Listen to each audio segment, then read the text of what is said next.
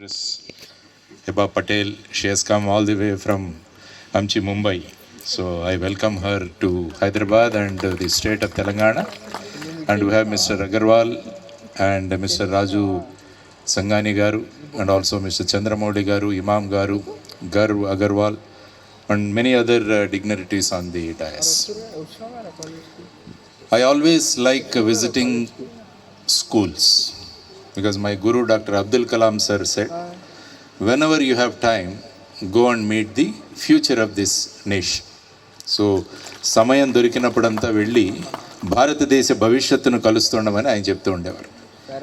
ఈరోజు అటువంటి భవిష్యత్తును తయారు చేయడానికి DRS school, world school is coming up here in Gurramguda. And of course Raju Sangani garu చెప్పినట్టు I always call him a magician.